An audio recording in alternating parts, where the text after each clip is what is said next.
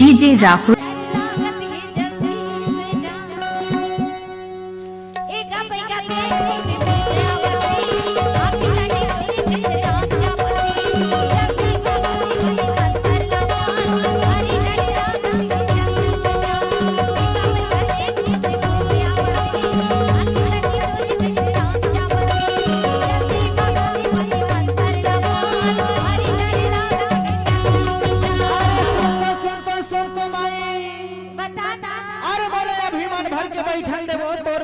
हाथी के पकड़े तेला छाटन दे। अरे ते घरे बार तो कही था डोला थी डोला थी डोला थी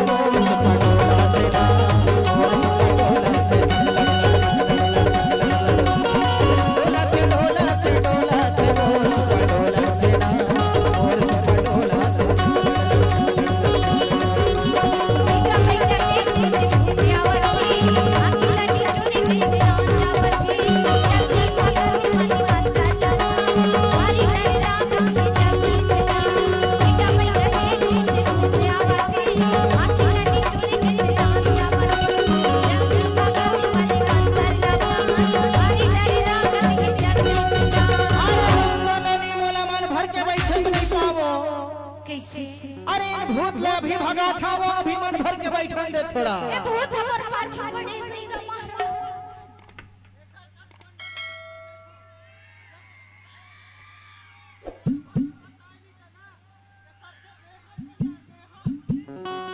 डोला थे डोला थे डोला थे वो पटोला तेरा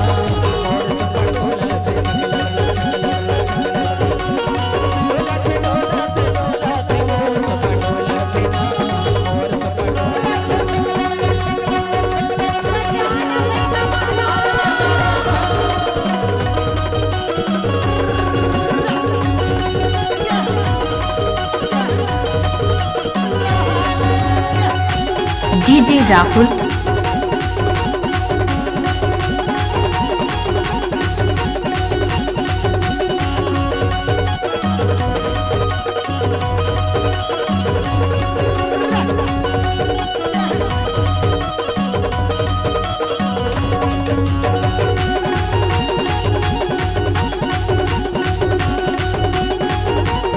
डीजे राहुल आपका स्वागत करता है।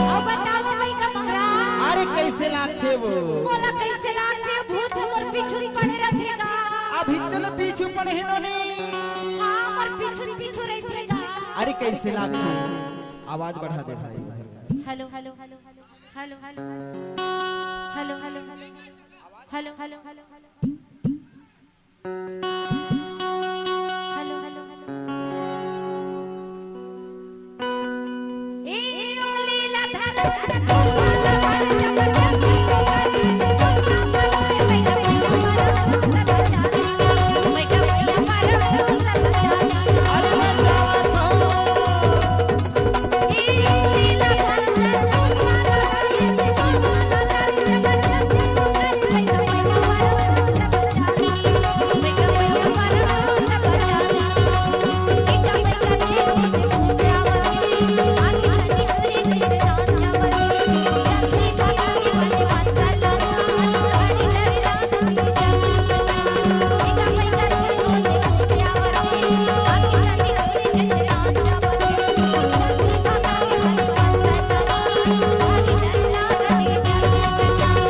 डीजे राहुल।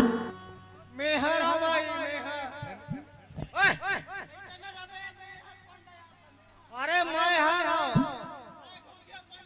ओए ये बता तय कहां ले आए है